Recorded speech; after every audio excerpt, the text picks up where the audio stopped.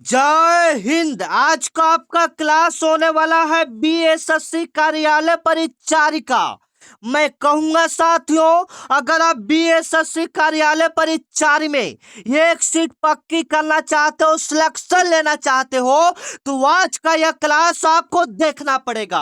क्योंकि आज के इस क्लास में हम लोग ऐसे इंपॉर्टेंट एवं ऐसे ओरिजिनल क्वेश्चन की बात करने वाले हैं जो सीधे आपके एग्जाम में आएगा। उससे पहले आपको कवर करवा दे, आपके एग्जाम में टोटल 100 प्रश्न पूछा जाता है, जिसमें से आपका जीके का 40 क्वेश्चन पूछा जाता है। अगर आप जीके पर अच्छा पकड़ बना लेते हो तो आपका सिलेक्शन होने का बहुत ज्यादा संभावना है। उसके बाद बात करें तो आपका मैथ का 30 प्रश्न पूछा जाता है एवं हिंदी का 30 प्रश्न पूछा जाता है। टोटल मिलाकर आपका 100 प्रश्न का एग्जाम होता है। और नंबर की बात करें तो टोटल 400 नंबर का आपका एग्जाम होता है साथियों। जो एक क्वेश्चन रहता है वो आपका 4 नंबर का रहता है। जो एक क्वेश्चन रहता है वो कितना नंबर का रहता है? 4 नंबर का। यानी टोटल आपका 400 नंबर का एग्जाम होता है, जिसमें से अगर आप 250 प्लस 250 प्लस नंबर स्कोर कर देते हो साथियों,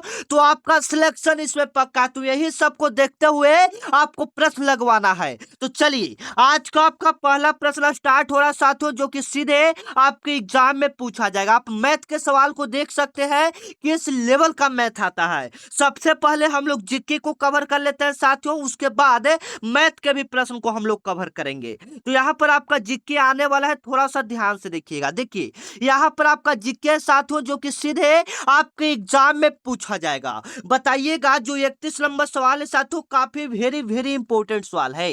बताइएगा, सवाल आपका कह रहा है कि भारत में आपातकाल का घोषणा का अधिकार किसके पास होता है। यह जो सवाल है साथियों, वास्तव में आपके बीएसएससी कार्यालय परिचारी में आने वाला सवाल है। मैं कहूंगा साथियों, अगर आप इस वीडियो को देख रहे हो तो 10-15 मिनट का समय निकालकर इस वीडियो को आप पूरा देख लीजिएगा, क्योंकि यहां से जो भी प्रश्न बताएंगे वो सीधे एग्जाम में आएगा। तो बताइएगा, भारत में आपातकाल का घोषणा का अधिकार कौन करता है साथियों?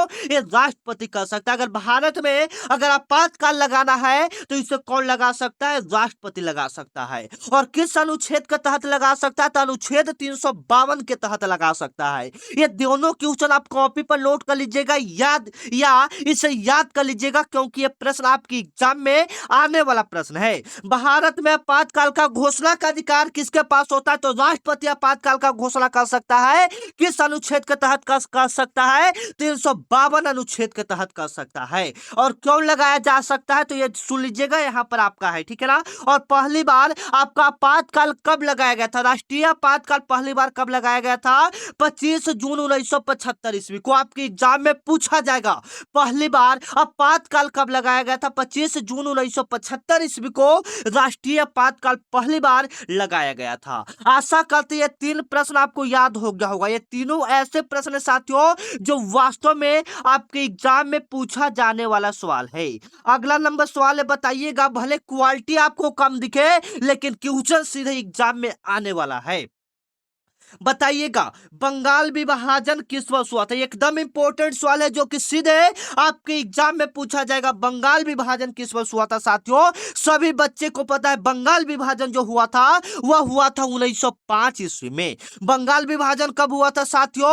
1905 ईस्वी में हुआ था। कमेंट में जवाब आना चाहिए। अगर जो सवाल आपको आता है उसका जवाब कमेंट में। आज आपका स्कोर देखते हैं आप कितना प्रश्न को सही कर पाते हो। और कब हुआ था पूरी डेट की बात करेंगे तो 19 जुलाई 1905 ईस्वी को बंगाल विभाजन हुआ था। किसके समय में हुआ था? लॉर्ड कर्जन के समय में हुआ था। बंगाल विभाजन किसने किया था? तो लॉर्ड कर्जन ने किया था।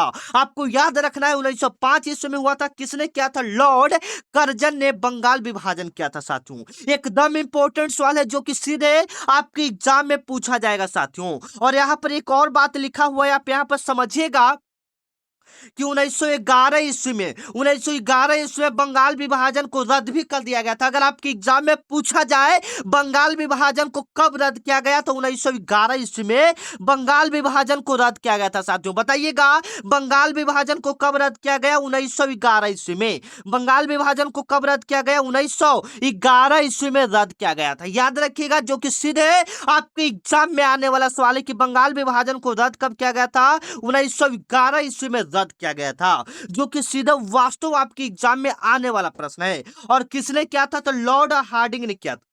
लॉर्ड हार्डिंग ने आपका क्या किया था? बंगाल विभाजन किया था। याद रखिएगा, सॉरी, बंगाल विभाजन को रद्द किसने किया था? तो लॉर्ड हार्डिंग ने 1911 ईस्वी में किया था। क्लियर है? चलिए अगला नंबर सवाल को कवर करते हैं, जो वास्तव में आपके एग्जाम में आने वाला सवाल है। बताइएगा, रक्त दाब मापने वाला यंत्र का नाम क्या है? रक्त दाब किस यंत्र से मापा जाता है, जिसको ब्लड प्रेशर भी कहा जाता है? अगर किसी को ब्लड प्रेशर हो जाता है तो किस यंत्र से मापा जाता है? तो स्फिग्नोमैनोमीटर से मापा जाता है। ये ऑप्शन आपका क्या हो जाएगा साथियों? बिल्कुल राइट हो जाएगा, जो सीधे आपके एग्जाम में आने वाला सवाल है। रक्त दाब मापने वाले यंत्र को क्या कहते हैं? स्फिग्नोमैनोमीटर कहते हैं। और आज आपका क्लास 1 होने वाला है। आज आपका क्लास 1 स्टार्ट हुआ है और आपके एग्जाम तक डेली ऐसा क्लास चाहते हैं तो चैनल को अभी सब्सक्राइब कर लीजिएगा। और लाइक का टारगेट हम लोग आज रखते हैं 200। और अभी तक आप लोग चैनल को सब्सक्राइब नहीं किए साथियों, चैनल को फटाफट सब्सक्राइब कर लीजिएगा। और बताइएगा कमेंट में, अगर आपको डेली ऐसा क्लास चाहिए, इतना ही इंपॉर्टेंट क्लास चाहिए, तो एक बार कमेंट करके भी बता दीजिएगा कि हाँ सर, हमको डेली ऐसा ही क्लास चाहिए। चलिए यहां पर आपका हो गया, जो कि सीधे आपके एग्जाम में आने वाला सवाल है। चलिए, और जो रक्त दाब मापा जाता है वह किस में मापा जाता है? तो मिलीमीटर में मापा जाता है। जो रक्त दाब मापा जाता है वह किस में मापा जाता है साथियों? मिलीमीटर में मापा जाता है। अब यहाँ पर समझिएगा, 2 क्वेश्चन इंपोर्टेंट दिया है जो आपके एग्जाम में आने वाला सवाल है। जो पौधा की लंबाई बढ़ता है तो पौधा की वृद्धि मापने के लिए किस यंत्र का प्रयोग किया जाता है? तो केस्क्रोग्राफ का प्रयोग किया जाता है। किसका प्रयोग किया जाता है साथियों? केस्क्रोग्राफ का प्रयोग किया जाता है। और अगर वायुमंडलीय दाब को मापना है तो किसका प्रयोग किया जाता है? बैरोमीटर का प्रयोग किया जाता है। 3 क्वेश्चन यहां पर हम आपको अभी याद करवा रहे हैं। तीनों क्वेश्चन में से कोई एक प्रश्न आपके एग्जाम में पूछा जाएगा। पहला हमने क्लियर किया, रक्त दाब किससे मापा जाता है? तो स्फिग्नोमैनोमीटर से मापा जाता है, जो कि आपका क्वेश्चन था। यहां पर पौधों की वृद्धि मापने के लिए किस यंत्र का प्रयोग किया जाता है? केस्कोग्राफ का प्रयोग किया जाता है। और वायुमंडलीय दाब मापने के लिए किसका प्रयोग किया जाता है? बैरोमीटर का प्रयोग किया जाता है। आशा करते हैं ये तीनों प्रश्न आपको याद हो गया होगा। चलिए 34 नंबर का जवाब आना चाहिए आप लोग का, किस मिट्टी को रेगुर मृदा के नाम से भी जाना जाता है? और साथ में बताइएगा साथियों, आपको क्लास कैसा लग रहा है? क्लास आपको कैसा लग रहा है कमेंट में जरूर बताइएगा, क्योंकि आज क्लास 1 हो रहा है आपका। तो बताइएगा आज का क्लास आपको कैसा लग रहा है? किस मिट्टी को रेगुर मृदा के नाम से भी जाना जाता है? बिल्कुल राइट आंसर आपका आ रहा है साथियों, काली मिट्टी को रेगुर मिट्टी के नाम से जाना जाता है। और काली मिट्टी में सबसे ज्यादा कौन सा फसल उपजाया जाता है? ये आपके एग्जाम में पूछा गया सवाल है। तो काली मिट्टी में सबसे ज्यादा कपास फसल होता है। काली मिट्टी में सबसे ज्यादा कौन सा फसल होता है साथियों? कपास होता है। याद रखिएगा, जो कि सीधे आपके एग्जाम में आने वाला सवाल है। इससे इंपॉर्टेंट कुछ फैक्ट यहां पर दिया है, उसको हम लोग पढ़ लेते हैं थोड़ा सा, जो कि आपके एग्जाम में आ सकता है। सबसे पहले कि काली मिट्टी में कौन सा खेती किया जाता है? कपास का खेती किया जाता है। और यह काली मिट्टी जो है यह किस किस राज्य में फैला हुआ है? तो गुजरात हो गया, महाराष्ट्र हो गया, कर्नाटक हो गया। आपको मेन याद करना है साथियों, गुजरात वाला और मध्य प्रदेश वाला, ये ज्यादा आपके एग्जाम में पूछा जाता है, ठीक है ना। और इस मिट्टी का निर्माण, जो काली मिट्टी का निर्माण होता है, किस चट्टान के टूटने से होता है? ये भी आपके एग्जाम में पूछा जाएगा। जो काली मिट्टी है उसका निर्माण किस चट्टान के टूटने से होता है? तो बेसाल्ट चट्टान के टूटने से होता है। आपको याद करना पड़ेगा साथियों, आपको रट जाना पड़ेगा, क्योंकि ऐसा ही सवाल आपके बीएसएससी कार्यालय परिचारी में पूछा जाता है। अगला नंबर सवाल की हम लोग बात करेंगे साथियों, 35 नंबर आपका सवाल है, भारतीय संविधान को कब लागू किया गया था? कोई बच्चे बता सकते हैं? बिल्कुल इजी लेवल का सवाल है। 35 नंबर लिखकर आप लोग का जवाब आना चाहिए साथियों। 35 नंबर लिखकर आप लोग का जवाब आना चाहिए, भारतीय संविधान को कब लागू किया गया? बिल्कुल राइट आंसर आपका आ रहा है सर। भारतीय संविधान को जो लागू किया गया था 26 जनवरी 1950 ईस्वी को लागू किया गया था। भारतीय संविधान को कब लागू किया गया था? 26 जनवरी 1950। इतना इजी लेवल का सवाल है, आपके एग्जाम में पूछा गया सवाल। ये जो सवाल बता रहे हैं ये आपके एग्जाम में पूछा गया सवाल है साथियों। चलिए अब इसके कुछ फैक्ट को जान लेते हैं जो आपके एग्जाम में आने वाला सवाल है साथियों। सबसे पहले कि संविधान सभा का गठन 6 दिसंबर 1946 ईस्वी को हुआ था। संविधान सभा का गठन कब हुआ था? तो 6 दिसंबर 1946 ईस्वी को हुआ था। और यहाँ पर एक सवाल यह भी पूछा जाता है कि संविधान सभा का पहली बैठक कब हुआ था? तो 9 दिसंबर 1946 ईस्वी को संविधान सभा का पहली बैठक नई दिल्ली में हुआ था। यहाँ पर जितने भी क्वेश्चन है ये सारा VVI क्वेश्चन है जो कि सीधे आपके एग्जाम में पूछा जाएगा साथियों। तो मैं कहूंगा ये सारे प्रश्न आपको रट जाना है। मैंने क्या क्लियर किया कि संविधान सभा की पहली बैठक कब हुआ था? 9 दिसंबर 1946 ईस्वी को संविधान सभा की पहली बैठक हुआ था। और संविधान सभा ने मतलब संविधान को कब अपनाया था? 26 नवंबर 1949 ईस्वी को अपना लिया था और इसको पूरे देश में 26 जनवरी 1950 ईस्वी को लागू कर दिया गया था। ये सारे आपको याद करना है साथियों जो कि सीधे आपके एग्जाम में पूछा जाने वाला सवाल है। अगला नंबर सवाल बताइएगा, असहयोग आंदोलन। असहयोग आंदोलन को स्थगित क्यों किया गया था? कोई बच्चे बता सकते हैं? जो असहयोग आंदोलन 1920 में हो रहा था, जो सहयोग आंदोलन 1920 में हो रहा था, उसको स्थगित क्यों किया गया, उसको बंद क्यों किया गया? तो याद रखिएगा साथियों, उस समय चौरी चौरा कांड हो गया था जिसमें 22 पुलिस को जिंदा जला दिया गया था। चौरी चौरा कांड में यह आपका हुआ था 1922 ईस्वी। मान लीजिए 1920 ईस्वी में सहयोग आंदोलन शुरुआत हुआ, होते होते 2 साल हुआ तो 1922 ईस्वी में यह आंदोलन चल रहा था। अशोक आंदोलन उत्तर प्रदेश में आंदोलन चल रहा था जहां पर एक चौरी चौरा नामक जगह है, ठीक है ना, वहां पर 22 पुलिस को जिंदा जला दिया गया था। इसी कारण ये असहयोग आंदोलन को क्या कर दिया गया साथियों? बंद कर दिया गया। अगर हम लोग बात करें जालियांवाला बाग हत्याकांड का, तो जालियांवाला बाग हत्याकांड आपका हुआ था 13 अप्रैल 1919 ईस्वी को। जालियांवाला बाग हत्याकांड कब हुआ था साथियों? 13 अप्रैल 1919 ईस्वी को आपका क्या हुआ था? जालियांवाला बाग हत्याकांड पंजाब में हुआ था। काकोरी घटना का कारण क्या है? कोई बच्चे बता सकते हैं? सॉरी ये पूछता है आपके एग्जाम में, काकोरी कांड कब हुआ था? तो 1925 ईस्वी में हुआ था। काकोरी कांड कब हुआ था साथियों? 1925 में हुआ था। चलिए ये सारा आपको क्लियर कर दिया। चलिए अगला नंबर सवाल है, बताइएगा जो कि सीधे आपके एग्जाम में आने वाला सवाल है साथियों। मैं कहूंगा साथियों, आप अभी तक चैनल को सब्सक्राइब नहीं किए हो तो आप चैनल को सब्सक्राइब कर लोगे, क्योंकि आप अभी बहुत पीछे हो। क्योंकि आपको पता होना चाहिए कि यह जो चैनल है आप लोगों ने बहुत प्यार दिखाया है। इस पर 50,000 से ज्यादा बच्चे जुड़कर अपने BSSC कार्यालय परिचारी की तैयारी को पूरी कर रहे हैं। तो आज से आप भी मेरे साथ जुड़ जाइएगा, क्योंकि एक चैनल आपका नहीं है, एक बड़े भैया की तरह हम आपके साथ खड़े रहेंगे जो आपकी एग्जाम तक के ऐसा ही क्लास देंगे। तो मैं कहूंगा साथियों, जितने भी क्लास बच्चे देख रहे हैं चैनल को सब्सक्राइब कर लीजिएगा। चलिए अगला नंबर सवाल है, चेहरा देखने के लिए समांतर किस प्रकार के दर्पण का प्रयोग किया जाता है? कोई बच्चे बता सकते हैं? चेहरा देखने के लिए समांतर किस प्रकार के दर्पण का प्रयोग किया जाता है? बिल्कुल राइट आंसर है सर, समतल दर्पण का प्रयोग करते हैं। बी ऑप्शन आपका क्या हो जाएगा? बिल्कुल राइट हो जाएगा। चेहरा देखने के लिए हम लोग किस दर्पण का प्रयोग करते हैं साथियों? समतल दर्पण का प्रयोग करते हैं। बी ऑप्शन आपका क्या हो जाएगा? बिल्कुल राइट हो जाएगा। जो वास्तव में आपके एग्जाम में आने वाला सवाल है कि चेहरा देखने के लिए समानता किस दर्पण का प्रयोग किया जाता है? समतल दर्पण का प्रयोग किया जाता है। अब इसके बारे में कुछ फैक्ट को भी पढ़ लेते हैं जो आपके एग्जाम में पूछा जाएगा। सबसे पहले तो समतल दर्पण आपका क्लियर हो गया चेहरा देखने के लिए। उसके बाद और क्लियर कर लेते हैं कि समतल दर्पण द्वारा बना प्रतिबिंब कैसा होता है? आभासी होता है। कैसा होता है साथियों? आभासी होता है। यहां से 2 प्रकार के सवाल आपके एग्जाम में पूछा जाता है। सबसे पहला, ये चेहरा देखने के लिए तो हो गया सर, गाड़ी के हेडलाइट में कौन सा दर्पण होता है? हेडलाइट कहने का मतलब ऐनक। गाड़ी के हेडलाइट में कौन सा होता है? तो उत्तल दर्पण होता है। कौन सा साथियों होता है? उत्तल दर्पण होता है। अगला नंबर सवाल बताइएगा जो कि सीधे वास्तव में आपके एग्जाम में आने वाला सवाल है।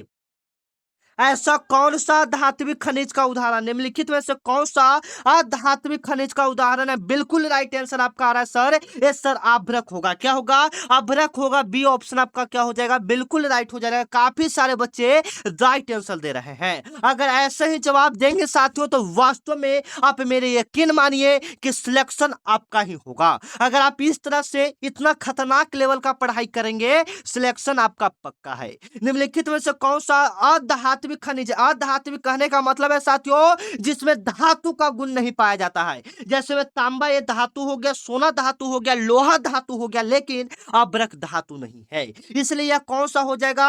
अधात्विक खनिज हो जाएगा। सभी बच्चे को पता है, जो कि सीधे आपके एग्जाम में पूछा जाएगा साथियों। चलिए अगले सवाल को कवर करते हैं, जो सीधे आपके एग्जाम में आने वाला सवाल है।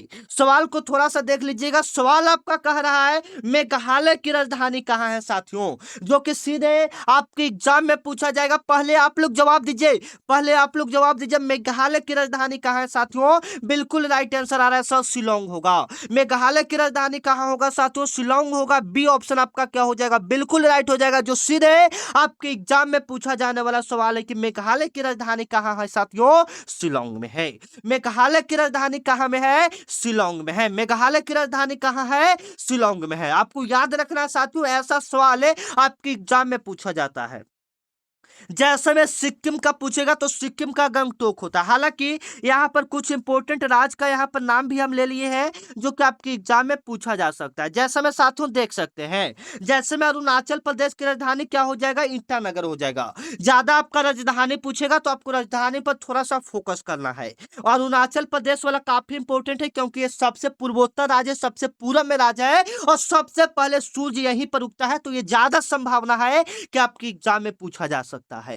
अरुणाचल प्रदेश का राजधानी क्या हो जाएगा साथियों? ईटानगर हो जाएगा। असम का तो आपको पता होगा, असम का राजधानी क्या हो जाएगा? दिसपुर हो जाएगा। मणिपुर का राजधानी की बात करेंगे तो मणिपुर का राजधानी क्या हो जाएगा साथियों? इम्फाल हो जाएगा। मणिपुर का राजधानी क्या हो जाएगा साथियों? इम्फाल होगा। मेघालय की राजधानी क्या हो जाएगा? शिलोंग हो जाएगा। मिजोरम का राजधानी क्या हो जाएगा? आइजोल हो जाएगा। आपको पता होना चाहिए साथियों, जो कि वास्तव में आपके एग्जाम में आने वाला सवाल है।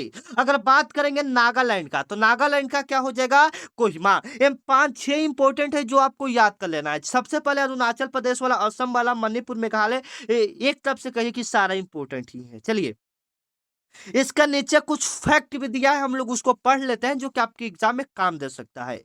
सबसे पहले कि इसमें इसमें से प्रथम 7 राज्यों को 7 बहने तथा सिक्किम को भाई कहा जाता है। मतलब है जो पूर्वोत्तर में 8 राज्य आता है। पूर्वोत्तर में कितने राज्य को गिना जाता है? 8 राज्य को, जिसमें 7 राज्य को 7 बहने और एक को, जैसे में सिक्किम है, उसको भाई कहा जाता है। ठीक है ना। चलिए अगला सवाल।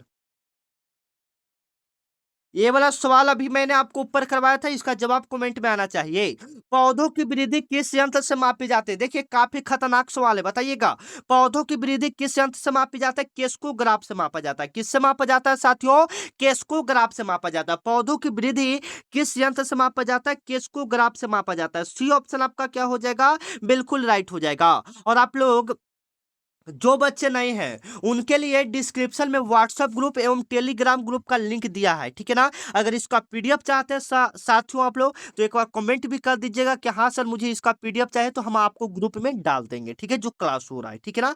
चलिए, तो पौधों में वृद्धि किस यंत्र से मापी जाती है साथियों? आपको पता है, अभी मैंने ऊपर क्लियर किया, केस्कोग्राफ से मापा जाता है। किससे मापा जाता है? केस्कोग्राफ से मापा जाता है। यहाँ से कुछ इंपोर्टेंट इसके बारे में जानकारी दिया है, पढ़ लेते हैं।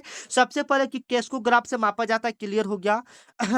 और केस्कोग्राफ का आविष्कार किसने किया था? तो जो मतलब पौधा का वृद्धि मापने वाला जो यंत्र था केस्कोग्राफ है, उसका भी तो किसी ने बनाया होगा। तो उसका वैज्ञानिक का नाम क्या था? जगदीश चंद्र बोस था। किस क्या नाम था बाबू? जगदीश चंद्र बोस था। आपको याद रखना है, बस इतना ही इससे पूछा जाएगा। चलिए अगला नंबर सवाल है, जो वास्तव में आपके एग्जाम में आने वाला सवाल है, बताइएगा। बारदोली सत्याग्रह किसके नेतृत्व में प्रारंभ हुआ था? बताइएगा बच्चों, बारदोली सत्याग्रह किसके नेतृत्व में प्रारंभ हुआ था? आपका जवाब बिल्कुल सही आ रहा है सर। बारदोली सत्याग्रह जो हुआ था वह किसके नेतृत्व में हुआ था? बिल्कुल राइट आंसर आ रहा है, वल्लभ भाई पटेल, सरदार वल्लभ भाई पटेल के नेतृत्व में बारदोली सत्याग्रह किया गया था। मैं आपको पहले क्लियर करवा दूं, यहां से जो इंपोर्टेंट फैक्ट दिया है, यहां से एक सवाल आएगा साथियों। चलिए देख लीजिएगा कौन सा सवाल आएगा। सबसे पहले, बारदोली सत्याग्रह का शुभारंभ 4 फरवरी 1928 ईस्वी को। यहां से एक क्वेश्चन आप पहले क्लियर कर लीजिए, आपके एग्जाम में पूछा जाएगा, बारदोली सत्याग्रह कब हुआ था? 4 फरवरी 1928 ईस्वी को हुआ था। ठीक है ना। और किसके नेतृत्व में हुआ था? तो वल्लभ भाई पटेल के नेतृत्व में हुआ था। ठीक है ना। और किस लिए करवाया गया था? तो किसानों को एकजुट करवाने के लिए। ठीक है ना। चलिए ये वाला सवाल काफी इंपॉर्टेंट है, आपको पता होना चाहिए। जिम कॉर्बेट नेशनल पार्क कहाँ अवस्थित है? कोई बच्चे बता सकते हैं जिम कॉर्बेट नेशनल पार्क कहाँ अवस्थित है? बिल्कुल राइट आंसर हो जाएगा सर, ये उत्तराखंड में है। और यह भारत का सबसे पुराना राष्ट्रीय उद्यान है। यह भारत का सबसे पुराना राष्ट्रीय उद्यान है। जैसे मैं आपके एग्जाम में कई बार पूछा भी जा चुका है साथियों, भारत का पहला राष्ट्रीय उद्यान कौन सा है? जिम कॉर्बेट राष्ट्रीय उद्यान है, जो कि उत्तराखंड में है, आप याद रखिएगा। ये वाला फैक्ट इसके बारे में काफी इंपॉर्टेंट दिया है, देख लेते हैं। सबसे पहले Jim Corbett national park Uttarakhand राज्य में नैनीताल जिला में स्थित है। पूरा क्लियर आपका हो गया कि जो जिम कॉर्बेट नेशनल पार्क है यह उत्तराखंड के नैनीताल जिला में स्थित है। ठीक है साथियों, यह भारत का सबसे पुराना उद्यान है। आपको अभी हमने क्लियर किया कि यह भारत का सबसे पुराना राष्ट्रीय उद्यान है, जो बाघों की आबादी के लिए प्रसिद्ध है। मतलब यहाँ पर कौन सा जानवर को सुरक्षित रखा जाता है साथियों? तो बाघ के लिए। और इसका स्थापना कब हुआ था? जो जिम कॉर्बेट नेशनल पार्क यह भारत का सबसे पुराना राष्ट्रीय उद्यान है, तो इसका स्थापना 1936 ईस्वी में किया गया था। इसका पहले का जो नाम था, इसका जो पुराना नाम था, हैली नेशनल पार्क था। इसका पुराना नाम क्या था साथियों? हैली नेशनल पार्क था। ठीक है, काफी इंपॉर्टेंट है। और यह बाघ परियोजना के तहत आने वाला पहला पार्क था। मतलब यहाँ पर सबसे ज्यादा पहला बाघ को सुरक्षित रखा गया। ठीक है ना, चलिए अगला नंबर सवाल है, आप लोग का जवाब आना चाहिए कि साल 2025 में आईसीसी विश्व कप टेस्ट चैंपियनशिप फाइनल का मेजबानी कौन सा देश करेगा? एकदम इंपॉर्टेंट सवाल है साथियों कि साल 2025 में आईसीसी विश्व टेस्ट चैंपियनशिप फाइनल का मेजबानी कौन सा देश करेगा साथियों? इंग्लैंड करेगा। कौन सा देश करेगा? इंग्लैंड करेगा। ये ऑप्शन आपका क्या हो जाएगा?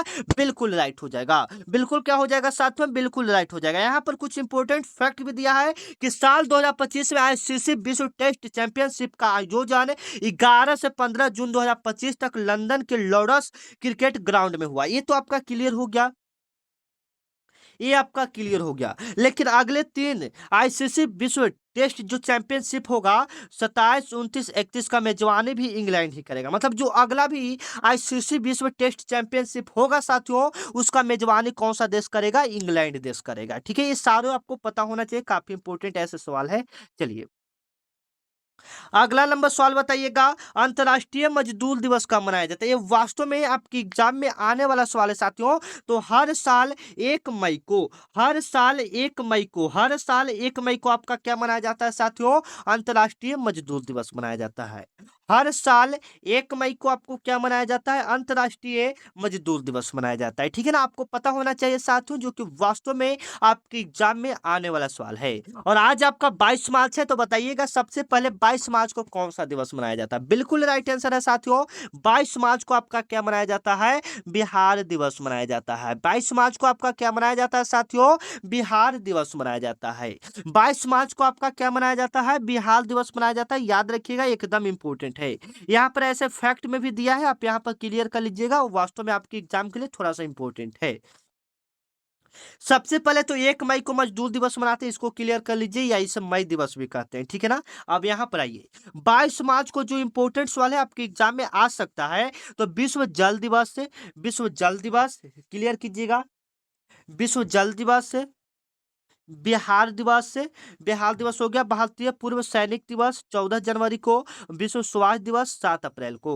ये 3-4 आपको याद रखना है साथियों। विश्व जल दिवस 22 मार्च को, एवं बिहार दिवस कितना को? 22 मार्च को, एवं 14 जनवरी को भारतीय पूर्व सैनिक दिवस, एवं 7 अप्रैल को विश्व स्वास्थ्य दिवस मनाया जाता है। ये तीनों आपको याद रखना है, वास्तव में आपके एग्जाम के लिए वेरी वेरी इंपॉर्टेंट है।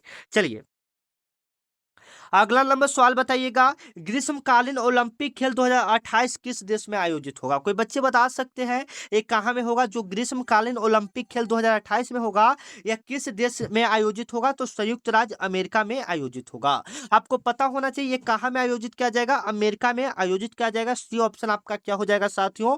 बिल्कुल राइट हो जाएगा। तो 34वें ग्रीष्मकाल ओलंपिक खेल 2028 में ये संयुक्त राज्य अमेरिका में आयोजित किया गया जाएगा। ठीक है, 14 से 21 जुलाई। ठीक है ना, ये सारे इंपोर्टेंट सवाल है। चलिए अगला नंबर सवाल है, बताइएगा बिहार का कौन सा जिला चावल का कटोरा के नाम से जाना जाता है? किसे चावल का कटोरा कहा जाता है साथियों? तो चावल का कटोरा रोहतास को जाना जाता है। चावल का कटोरा किस जिला को कहा जाता है तो रोहतास को। चावल का कटोरा किस जिला को कहा जाता है साथियों? रोहतास को कहा जाता है। आशा करते हैं ये सवाल आपको समझ में आ रहा होगा। मतलब कौन सा ऐसा जिला है जिसे चावल का कटोरा कहा जाता है? रोहतास का। अगर आप यहाँ तक वीडियो देख रहे हैं तो एक बार अपना अपना जिला थोड़ा सा कमेंट में बता दीजिएगा, ताकि हमें पता चले कि आप लोग मेरा वीडियो कहाँ कहाँ से देखते हैं। ठीक है ना, चलिए अगला नंबर सवाल है साथियों, नर्मदा बचाओ आंदोलन किसके विरुद्ध में हुआ था? एकदम इंपॉर्टेंट है। नर्मदा बचाओ आंदोलन किसके विरुद्ध में हुआ था? तो सरदार सरोवर बांध के विरुद्ध में हुआ था। गुजरात में जो नर्मदा नदी है ये कहाँ में स्थित है साथियों? सबसे पहले नर्मदा गुजरात में। और यह सरदार सरोवर बांध के निर्माण के खिलाफ में 1985 में शुरू हुआ था। ठीक है, ये कब शुरू हुआ था साथियों? 1985 में। और इसका नेता कौन था? तो मेघा पटेकल था, आपको याद रखना है। और बाबा आमटे था। तो मेघा पटेकल ज्यादा देता है साथियों, तो आपको इसको याद रखना है। चलिए अगला बताइएगा। एक मिनट। हाँ, भारतीय रिजर्व बैंक का स्थापना कब हुआ था? आपको पता होगा भारतीय रिजर्व बैंक का स्थापना कब हुआ था? तो 1935 ईस्वी में। भारतीय रिजर्व बैंक का स्थापना 1935 में, इसका राष्ट्रीयकरण 1949 ईस्वी में। ये सारे आपको पता होना चाहिए। ठीक है ना, चलिए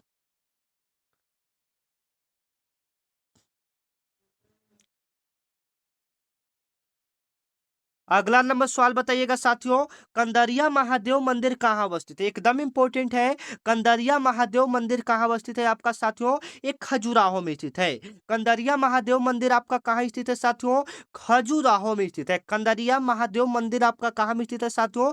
खजुराहो में। खजुराहो आपका कहाँ में है? मध्य प्रदेश में है। आपको याद रखना है मध्य प्रदेश के छतरपुर जिला में एक खजुराहो मध्य प्रदेश एक कंदरिया महादेव मंदिर स्थित है, आपको याद रखना है। अगला नंबर सवाल है साथियों 50 नंबर। इसके बाद हम लोग हिंदी के प्रश्न को थोड़ा सा आपको दिखा देंगे कैसा कैसा प्रश्न आता है। विंबलडन ट्रॉफी किस देश में आयोजित किया गया है? बताइएगा विंबलडन ट्रॉफी किस देश में आयोजित किया जाता है? तो इंग्लैंड में आयोजित किया जाता है। ये ऑप्शन आपका क्या हो जाएगा साथियों? बिल्कुल राइट हो जाएगा। विंबलडन ट्रॉफी किस देश में आयोजित किया जाता है? इंग्लैंड में किया जाता है। ठीक है ना, याद रखिएगा, वास्तव में आपके एग्जाम में आने वाला सवाल है। चलिए निम्न में कौन सा गैर कृषि आधारित उद्योग है? बिना मतलब कृषि वाला आधारित उद्योग है। जैसे में चीनी उद्योग के लिए कृषि का जरूरत है, गन्ना उपजाएगा। जूट के लिए भी, तंबाकू के लिए, लेकिन चमड़ा जो चमड़ उद्योग होता है उसमें कृषि का कोई योगदान नहीं है। ठीक है ना, चलिए प्रथम पंचवर्षीय योजना का कार्यवर्ष क्या था साथियों? ये आपके एग्जाम में पूछा गया सवाल है।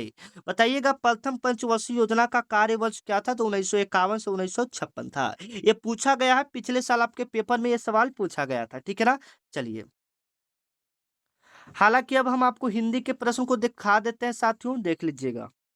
ऐसे तो अभी बहुत सारा इंपॉर्टेंट सवाल आपको बताना बाकी रह गया है। ठीक है ना, चलिए फिर भी आपको हम हिंदी के सवाल को दिखा ही देते हैं। यहाँ पर देखिए हिंदी का सवाल यहाँ पर आपका है साथियों। हिंदी में सवाल क्या है? कौन सा तद्भव शब्द है? बताइएगा तो कौन सा तद्भव शब्द है? तद्भव का मतलब बिगड़ा हुआ शब्द। तो आश्रम ये तत्सम हो जाएगा, आमलक तत्सम हो जाएगा, आवड़ तत्सम हो जाएगा, लेकिन आंवला आपका क्या हो जाएगा? तद्भव।